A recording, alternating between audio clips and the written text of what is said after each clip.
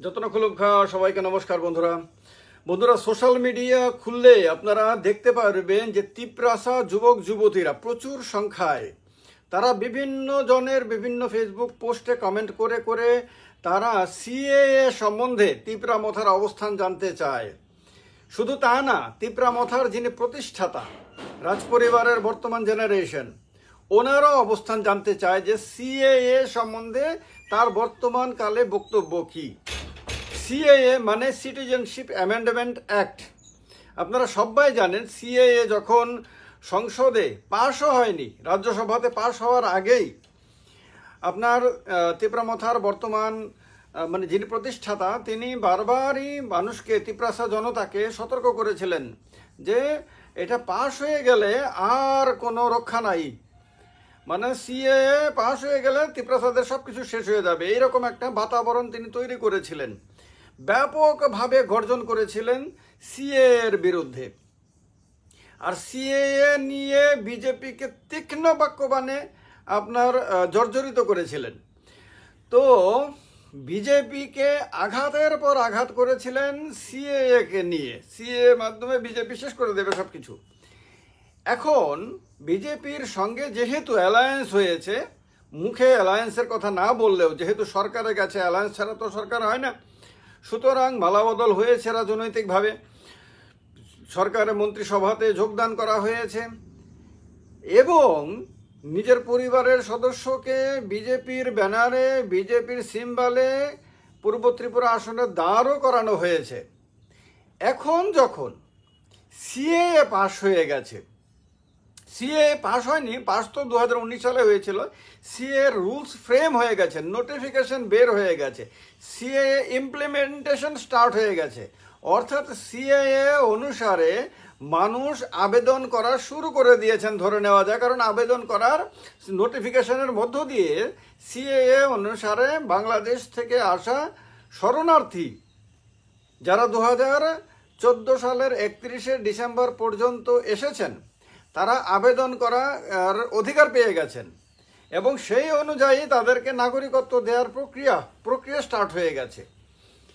সেহেতু এই অবস্থাতে সিএ সম্বন্ধে তিপ্রা মথার প্রধানের কোনো বক্তব্য পাওয়া যাচ্ছে না। এটা কিন্তু তিপ্রাসাদেরকে খুব চিন্তায় রেখেছে। বহু তিপ্রাসা মানুষ, আমি তো এর আগে একটা ভিডিওতে আপনাদেরকে দেখিয়েওছিলাম যে কিভাবে তারা কমেন্ট করছেন। আরও অনেক জায়গাতে, সবগুলি তো মনেও রাখা যায় না, বহু জায়গাতেই দেখা যাচ্ছে তারা কমেন্ট করে করে বলছেন what is the stand of Tipra Motha on CA নাও। এটা তিপ্রাসা যুবক যুবতীদের প্রশ্ন উঠে আসছে বহু জায়গাতে। অনেকে দেখছেন এটা নিয়ে আলোচনা করছেন, অনেক মিডিয়াতেও নিউজ হচ্ছে এগুলো নিয়ে, যে এখন এই বিজেপির সঙ্গে যাওয়ার পরে কি সিএ সম্বন্ধে স্ট্যান্ড বদলে গেছে?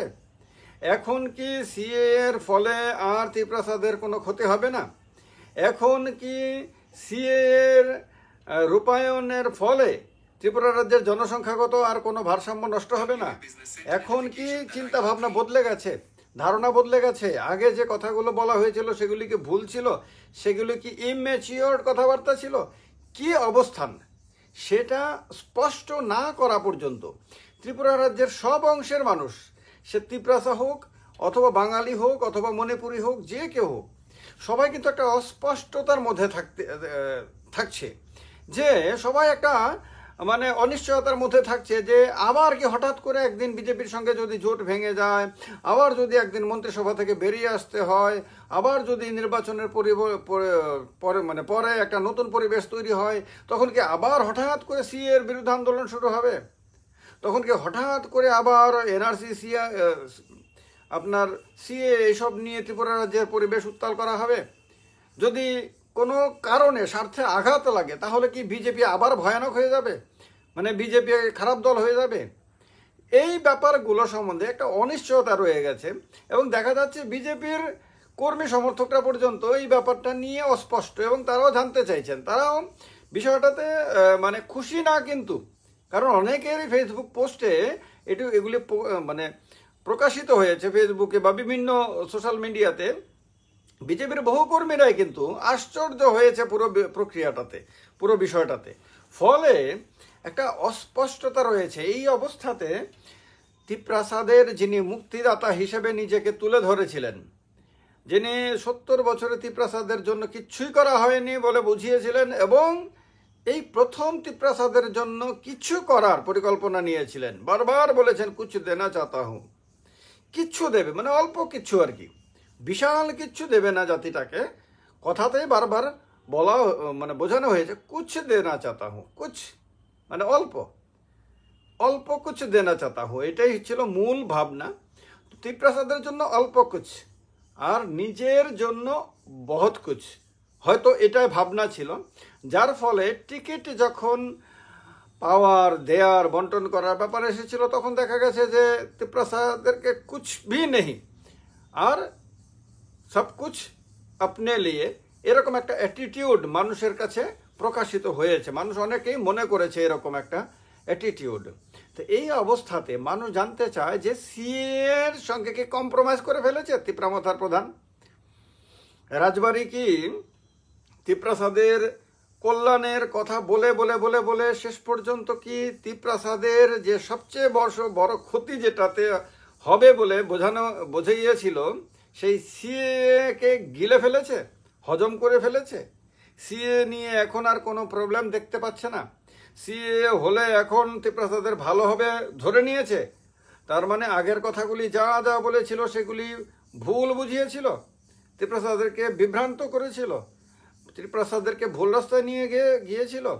এই ব্যাপারটা সম্বন্ধে আজকে তিপ্রাসাদের মনের মধ্যে প্রচুর কোশ্চেন, প্রচুর আগ্রহ, প্রচুর কৌতূহল যে কি অ্যাকচুয়ালি এতদিন কি বলা হয়েছিল আর এখন কি অবস্থাতে আছে।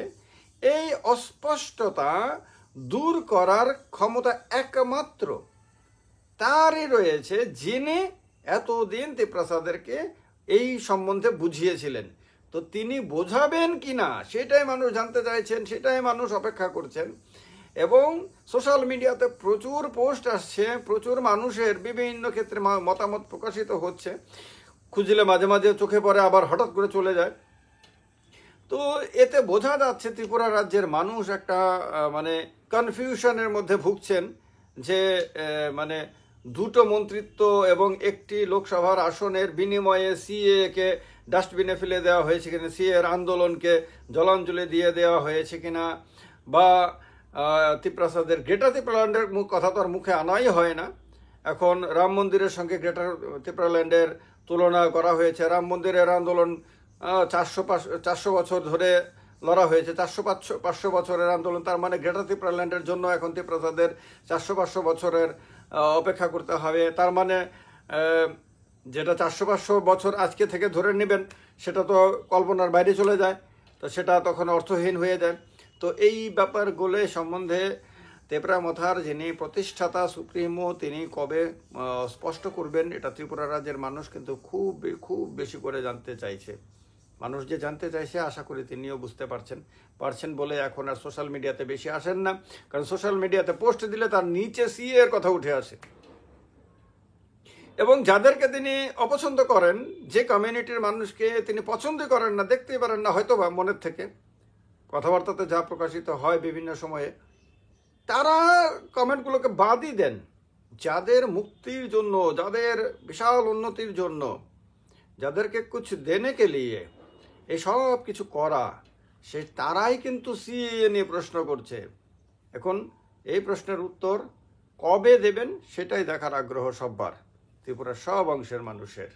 অন্যথায় যতক্ষণ পর্যন্ত না উত্তর আসবে, যতক্ষণ পর্যন্ত না স্পষ্টতা আসবে, ততক্ষণ পর্যন্ত কিন্তু মানুষ নানান কিছু ভাবতে শুরু করবে। ভাবছেন তো মানে ভাবতে থাকবেন ততক্ষণ পর্যন্ত। এর জন্য মানুষকে দোষ দিয়ে কোনো লাভ নাই ভাই। আপনি রাজনীতি করবেন, কেউ রাজনীতি করলে নিজের অ্যাকশনের যা কিছু অ্যাকশন হয় তার জবাব মানুষকে দিতে হয়। কবে দেবেন সেটা যার যার ব্যাপার, দেখা যাক। সবাই ভালো থাকবেন, যতটা খুলুমখা।